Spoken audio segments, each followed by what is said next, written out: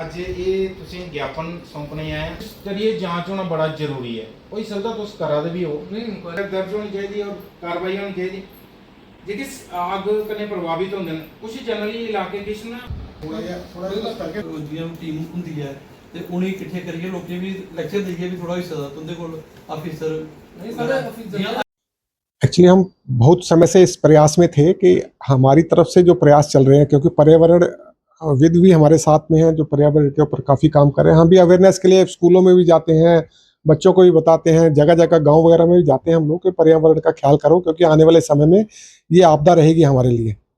और अब पिछले दिनों में हमें थोड़ा बहुत लगा इस विषय को लेकर, क्योंकि ये पिछले दिनों जो आग लगी थी इसमें हमारा बड़ा कंसर्न है।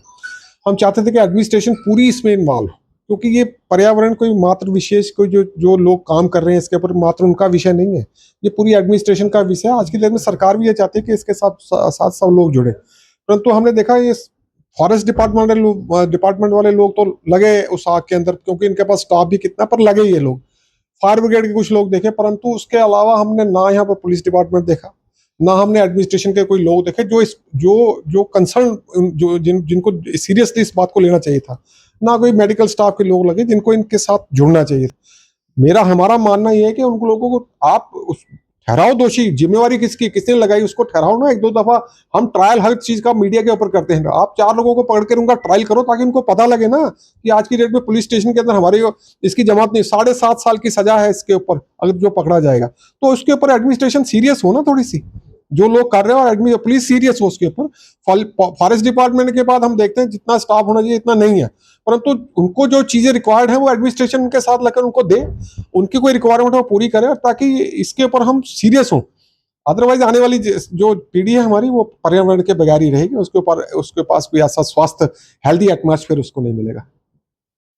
हम आज डीएफओ साहब से मिले हैं क्योंकि हम देख रहे थे कि रियासी के चारों तरफ जो पहाड़ियां हैं वहाँ पर आग की घटनाएं जो हैं दिन ब दिन जो है बढ़ती जा रही थी। तो आज हमारे जो इन्वायरमेंट जिसको पर्यावरण के जो हमारे संरक्षक हमारे साथ हैं, तो उनके साथ हम इनसे मिले हैं, तो उनसे डिटेल में बातचीत हुई है। तो जो रूल हैं बने हुए हैं लेकिन इम्प्लीमेंट नहीं होते हैं, तो ये कहते हैं कि आई विटनेस नहीं मिलता। डीएफ साहब ने कहा कि आई विटनेस नहीं मिलता है। तो हमने इनको कहा कि बहुत से केस होते हैं पुलिस डिपार्टमेंट में, चिट्टे के पकड़ रहे हैं, कोई दवाइयों के पकड़ रहे हैं, उनको पकड़ते हैं लेकिन दूसरे दिन वो छोड़ देते हैं।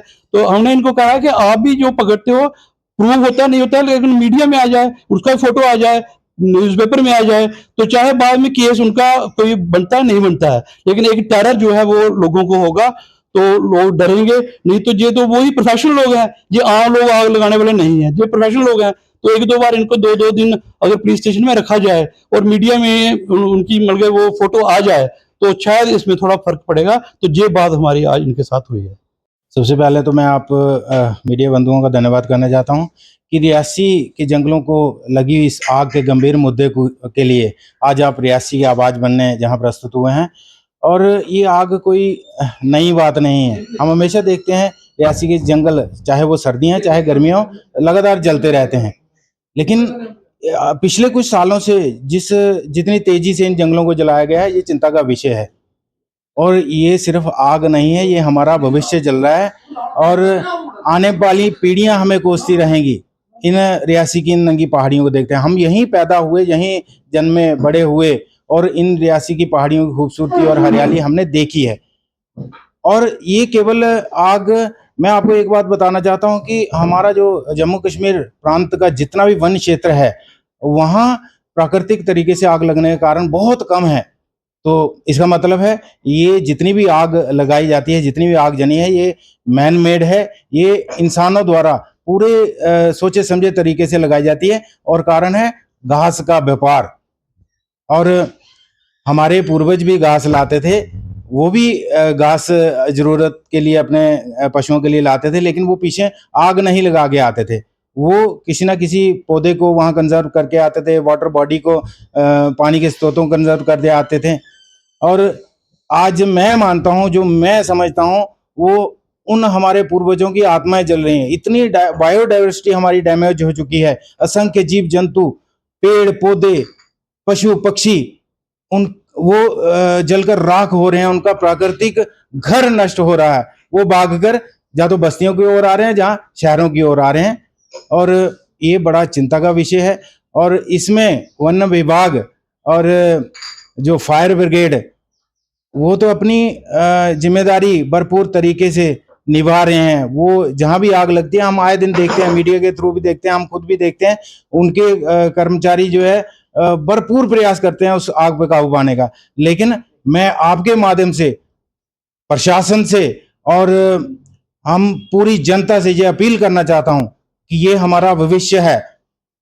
यदि पर्यावरण हमारा स्वस्थ रहेगा तो हमारा जीवन सुरक्षित रहेगा, अन्यथा हमारी पीढ़ियां हमें माफ नहीं करेंगी। हमें अपनी जिम्मेदारी निभाते हुए हमें भी इसके लिए अपनी एक भूमिका निभानी चाहिए। हमें उसके लिए अपनी एक जिम्मेदारी सुनिश्चित करनी चाहिए। मैं इतना ही कहूँगा। जय पर्यावरण। जी देखिए, आज अखिल भारतीय पर्यावरण संरक्षण के लोग यहाँ पे आए थे। उनने अपना हमें कुछ ये अपना मेमोरेंडम दिया है और उनने हमें आगे के लिए सहयोग करने के लिए कहा है। लेकिन पिछले 4-5 दिन से जब से बारिश हुई है, कोई आग नहीं है। एक हफ्ता जब ड्राई स्पेल रहा था तो एक हफ्ता ज़्यादा आग थी। हमारा स्टाफ ने बढ़ चढ़कर उसमें काम किया और उसको जितनी जल्दी हो सका उसको बुझाने में मैं उसको कामयाबी पाई। हाँ जी, एक बड़ी अच्छी बात है कि जो पब्लिक है, जो लोकल जो लोग हैं, जो मौजूद लोग हैं, वो इस विषय में आगे आ रहे हैं। इससे क्या होगा कि हमें भी आग बुझाने में और इसका ये लोग अवेयर भी कर रहे हैं लोगों को। स्कूलों में जाके भी हम भी अवेयरनेस कैंप लगाते हैं, तो उससे क्या होगा कि फ्यूचर में आगजनी के केस कम होंगे।